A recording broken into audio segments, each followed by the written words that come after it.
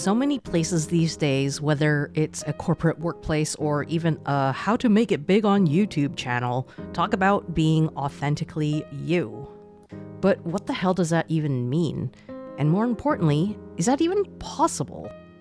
Many of us in the neurodiverse space are already aware of the concept of masking, or trying to appear normal or neurotypical in order to belong or be accepted in a social setting.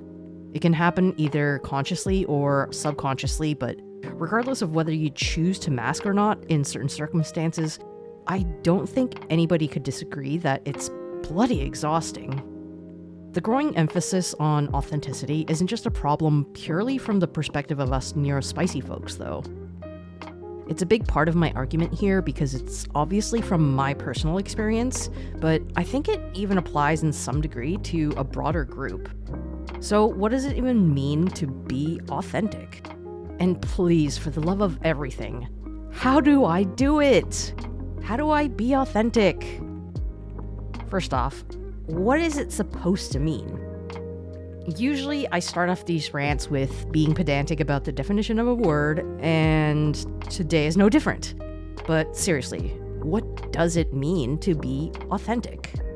It sometimes feels like other people have this innate sense of being able to know if someone is being authentic or not, while I don't. And maybe that is the case, me being neurospicy after all, but could it be that we actually all don't know and we're just guessing at random?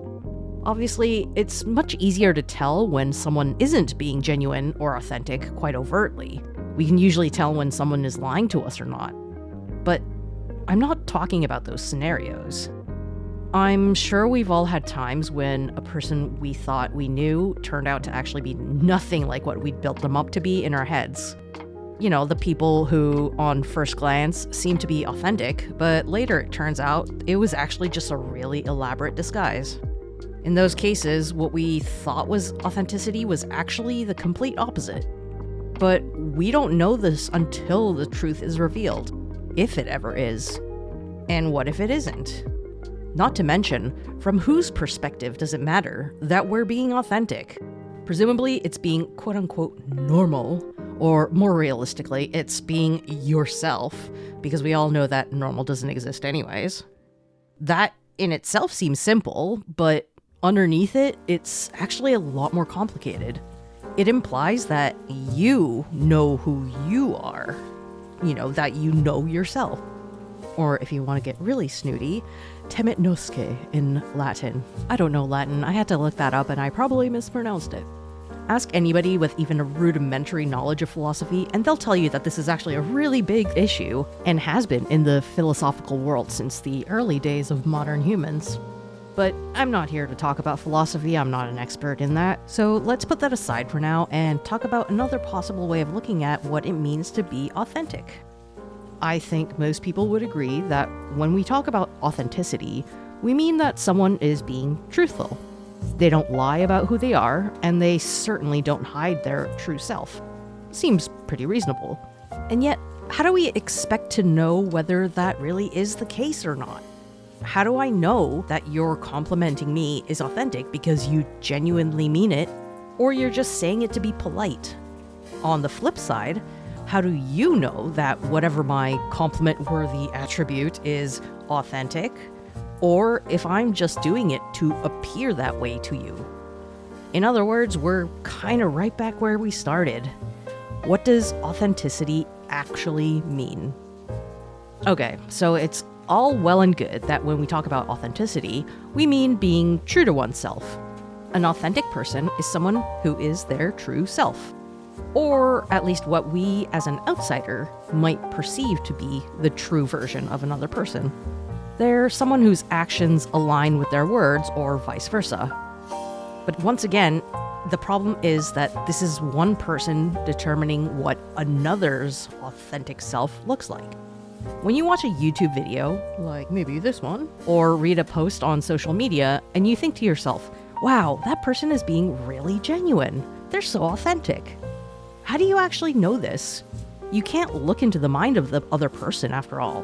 You can only assume from what they're choosing to show you.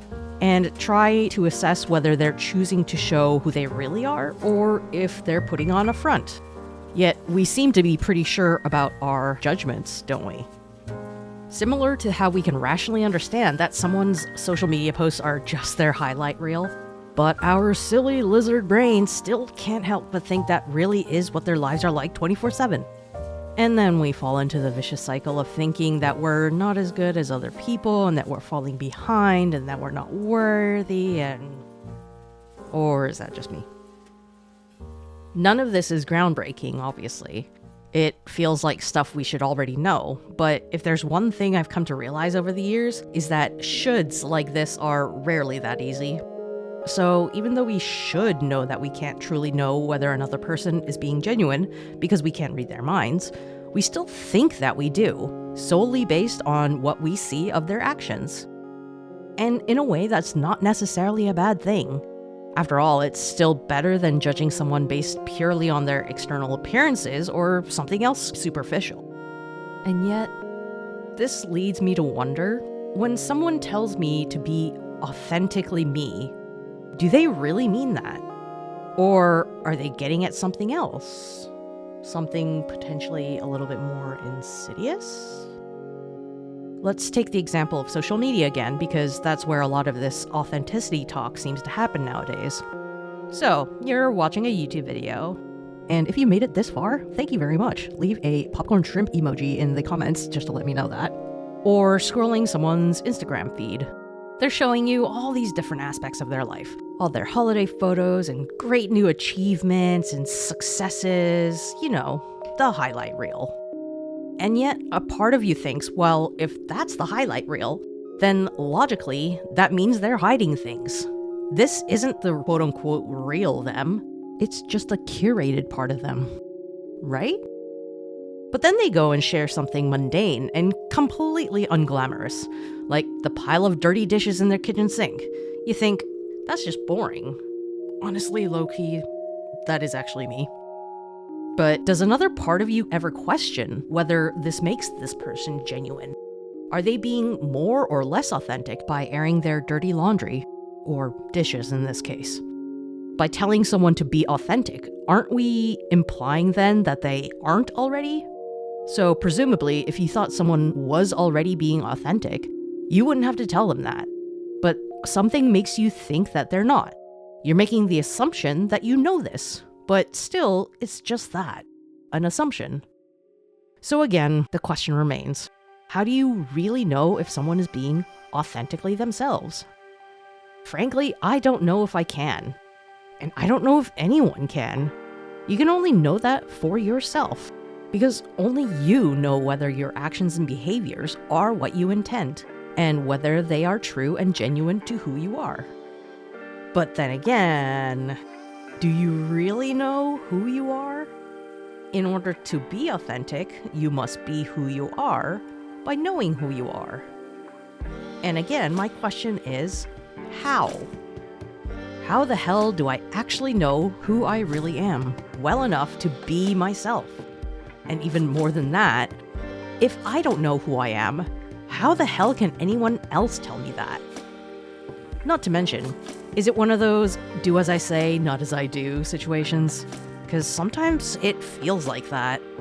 If someone was so comfortable with being authentic, it's unlikely that they would need to posture that. It would be fairly evident because, we're so great at being able to tell that. But more than that, it's kind of hard to be truly you if you're not in an environment where that is safe to begin with. Going back to the concept of masking. You mask because you don't feel safe being yourself. So being told to be authentic is actually kind of unsafe. Really, it shouldn't be something that can be told to other people. If you are in an environment where you feel safe to be yourself and you're comfortable with it, obviously you should. But it's unfair to assume that others are in the same boat as you. So, as I always say, you do you, boo. Even still, I find myself asking, when someone tells me to be authentically me, what am I gonna do about it? And honestly, I don't have an answer for that either. Or at least not yet. What I do know is how it feels trying to figure it out. It's confusion, it's perplexity, it's sadness and disheartenment, it's a tiny bit of anger, it's also a smidge of complacency. It's a lot of emotions. And if I look at these emotions under the microscope to try to understand where they're coming from, I can see that it's because I don't know who I am still. I'm saddened because apparently who I am right now, or who I think I'm being right now, is apparently not the real me, according to someone else. I'm a little bit pissed off because who's this person to tell me who to be? Again, making assumptions about my situation based on their own perceptions. And honestly, I'm also indifferent at times because, well, it doesn't even make sense anyways. Like, the only thing that I can be is me. So someone telling me to be me is just like them telling me to breathe. I'm already doing it, so it really doesn't matter anyway. And if I'm told to be more authentic, well, why am I being asked that in the first place? Am I not already authentic? Am I not already authentically me?